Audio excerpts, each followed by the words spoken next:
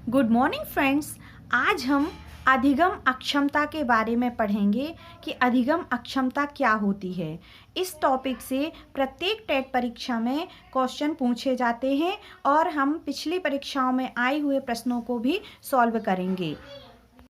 सबसे पहले हम समझते हैं कि अधिगम अक्षमता क्या होती है। बच्चा जब विद्यालय जाता है तो कुछ बच्चे ऐसे होते हैं जिन्हें पढ़ने में, लिखने में, सुनने में, समझने में समस्या उत्पन्न होती है। तो इन्हीं समस्याओं को ही हम अधिगम अक्षमताएं कहते हैं या अधिगम अक्षमता कहते हैं। सबसे पहले हम जानते हैं डिसलेक्सिया के बारे में, यानी डिसलेक्सिया क्या होता है। तो डिसलेक्सिया को अपपठन या पठन वैफल्य कहते हैं। यदि एग्जाम में इस तरह के शब्दों का यूज़ होता है तो आप समझ जाइएगा कि डिसलेक्सिया के बारे में पूछा जा रहा है। तो डिसलेक्सिया क्या होता है? पढ़ने से संबंधित कठिनाई होती है या अधिगम विकलांगता होती है। यह मुख्य रूप से वाणी या लिखित भाषा के पढ़ने में कठिनाइयों के रूप में होता है। जैसे बच्चा सा को वास पढ़ता है या वॉस को सा पढ़ता है, 12 को 21 पढ़ता है, अर्थात 12 को 21 पढ़ता है। तो इस प्रकार की अक्षमता को डिसलेक्सिया कहते हैं। इसको आप याद रखेंगे, लेक्सिया से याद रखना कि लेसन को रीड करने से संबंधित, यानी लेसन को पढ़ने से संबंधित अक्षमता है। तो लेक्सिया से आप याद रखेंगे। लेक्सिया के एल अल्फ़ाबेट को हम एल फॉर लेसन मान लेंगे, अर्थात बच्चे को लेसन पढ़ने में या लेसन रीड करने में कठिनाई होती है। इस ट्रिक से हम आसानी से याद रख सकते हैं कि डिसलेक्सिया एक पठन विकार है। अब हम समझते हैं डिस्ग्राफिया के बारे में कि डिस्ग्राफिया क्या होता है। ग्राफ से आप समझ सकते हैं, ग्राफ मतलब लिखना, अर्थात ये लिखने से संबंधित अधिगम अक्षमता है। बच्चे को लिखने में कठिनाई होती है, अर्थात जब वो लिखता है तो 12 को 21 लिखता है, अर्थात 12 को 21 लिखेगा और सा को वाज लिखेगा। तो उसको लिखने में कठिनाई का सामना होता है। बच्चा समझ नहीं पाता है कि हम क्या लिखें, तो गलत लिखता है। ग्राफिया से आप याद रख सकते हैं कि ग्राफिया का मतलब होता है लिखने से संबंधित कठिनाई, अर्थात डिस्ग्राफिया लिखने से संबंधित अक्षमता है। अब हम अगली अक्षमता पढ़ेंगे, डिसकैलकुलिया। कैलकुलिया से आप याद रखेंगे कैलकुलेशन संबंधी समस्या। तो बच्चे को कैलकुलेशन संबंधी समस्या होती है, अर्थात गणितीय गणना से संबंधित समस्या होती है। तो डिसकैलकुलिया गणितीय गणना से संबंधित समस्या है या अक्षमता है। डिस्फेजिया बोलने से संबंधित विकार है या बोलने से संबंधित विकलांगता है या बोलने से संबंधित अक्षमता है। जिस बच्चे को डिस्फेजिया होता है उस बच्चे को बोलने में समस्या होती है। बच्चा रुक रुक कर बोलता है, अटक अटक कर बोलता है, रुक रुक कर पढ़ता है। अगली अक्षमता के बारे में पढ़ेंगे हम, जिसका नाम है अफेजिया। अफेजिया का मतलब होता है सुनने संबंधी भाषा विकार। बच्चे को सुनकर समझने में समस्या होती है। जब बच्चा स्कूल में पढ़ता है तो उसको सुनने में समस्या होती है। डिस्प्रैक्सिया एक शारीरिक कौशल से संबंधित विकार है। बच्चा इसमें शारीरिक रूप से अक्षम होता है। डिसमॉर्फिया में बच्चा कंफ्यूज रहता है, भ्रम वाली स्थिति होती है, बच्चा समझ नहीं पाता है। तो डिसमॉर्फिया भ्रम वाली स्थिति होती है या भ्रम वाली अक्षमता होती है।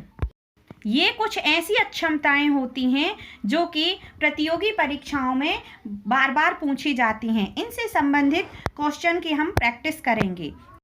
ये वो प्रश्न हैं जो किसी ना किसी एग्जाम में पूछे गए हैं।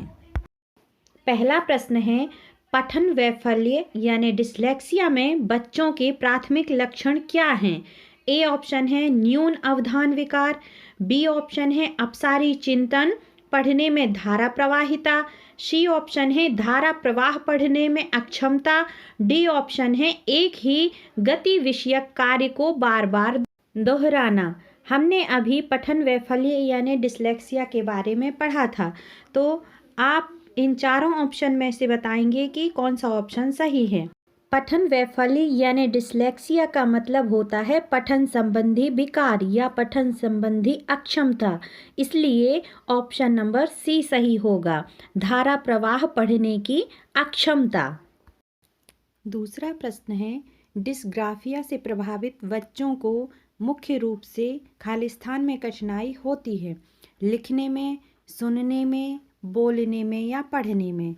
तो हमने समझा था कि डिस्ग्राफिया यानी ग्राफिया शब्द से हम याद रखेंगे कि ये लिखने संबंधी विकार है, अर्थात इसका ऑप्शन नंबर ए सही होगा। अगला प्रश्न है, एक औसत बुद्धि वाला बच्चा यदि भाषा को पढ़ने एवं समझने में कठिनाई प्रदर्शित करता है तो यह संकेत देता है कि बच्चा खालिस्तान का लक्षण प्रदर्शित कर रहा है। ऑप्शन ए है लेखन अक्षमता यानी डिस्ग्राफिया। तो डिस्ग्राफिया किसके लिए होता है? लेखन अक्षमता के लिए, यानी बच्चे को लिखने में समस्या होती है। बी ऑप्शन है गणितीय अक्षमता यानी डिस्कैलकुलिया, यानी कि बच्चे को गणित से संबंधित समस्या है क्या?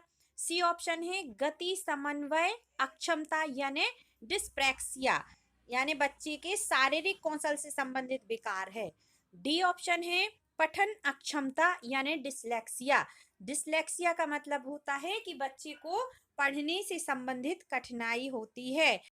इसलिए इस प्रश्न का सही उत्तर होगा ऑप्शन नंबर डी, पठन अक्षमता यानी डिसलेक्सिया। अगला प्रश्न है, यदि एक शिक्षार्थी को संख्याओं और परिकलन में समस्या हो रही है तो उसमें असमर्थता हो सकती है, जिसका नाम है, ए ऑप्शन है लेखन अक्षमता यानी डिस्ग्राफिया, बी ऑप्शन है गणितीय अक्षमता यानी डिस्कैलकुलिया, सी ऑप्शन है दृश्य स्थानिक संगठन में असमर्थता, डी ऑप्शन है पठन अक्षमता डिसलेक्सिया। तो ए ऑप्शन कहता है लेखन अक्षमता, तो लेखन अक्षमता तो नहीं होगा, क्योंकि लेखन अक्षमता यानी डिस्ग्राफिया में बच्चे को लिखने से संबंधित समस्या होती है।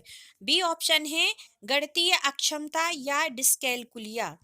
जैसे कि इस प्रश्न में पूछा गया है कि शिक्षार्थी को संख्याओं और परिकलन में समस्या हो रही है, इसलिए ऑप्शन नंबर बी सही होगा, गणितीय अक्षमता यानी डिस्कैलकुलिया। बच्चे को गणित से संबंधित समस्या है। अगला प्रश्न है, विकृत लिखावट से संबंधित लिखने की योग्यता में कमी किसका एक लक्षण है? विकृत लिखावट यानी बच्चे से अच्छे से वर्ड बनाते नहीं बन रहे हैं, लिखावट सुंदर नहीं आ रही है, तो लिखने से संबंधित समस्या पूछी गई है, या लिखने से संबंधित योग्यता में कमी, अर्थात बच्चा सही तरीके से लिख नहीं पा रहा है। ऑप्शन ए है डिस्ग्राफिया, बी है डिस्प्रैक्सिया, सी है डिस्कैलकुलिया और डी है डिसलेक्सिया। तो हमने आपको बताया था कि डिस्ग्राफिया को ग्राफ से याद रखना कि ग्राफिया का मतलब होता है लिखने संबंधित अक्षमता, अर्थात इस प्रश्न का उत्तर होगा ऑप्शन नंबर ए डिस्ग्राफिया।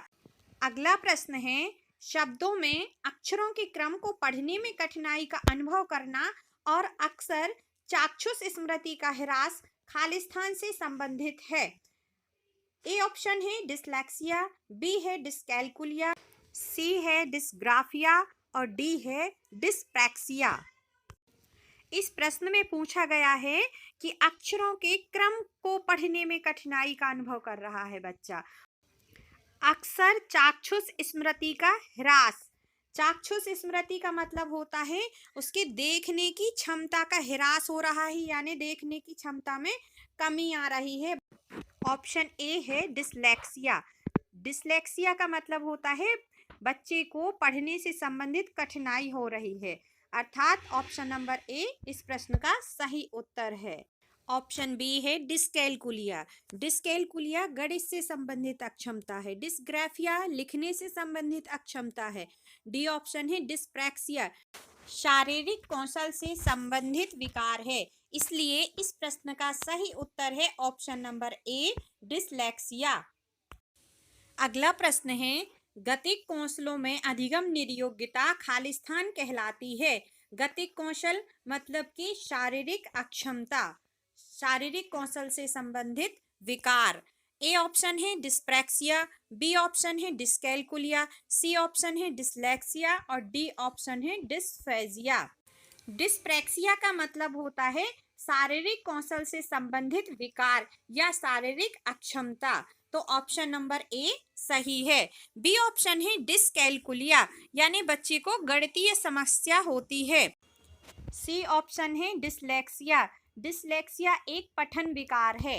अगला ऑप्शन है option number D dysphagia, dysphagia में बच्चे को सुनने में और सुनकर समझने में समस्या होती है। यह श्रवण अक्षमता है, इसलिए इस प्रश्न का सही उत्तर है ऑप्शन नंबर ए डिस्प्रैक्सिया।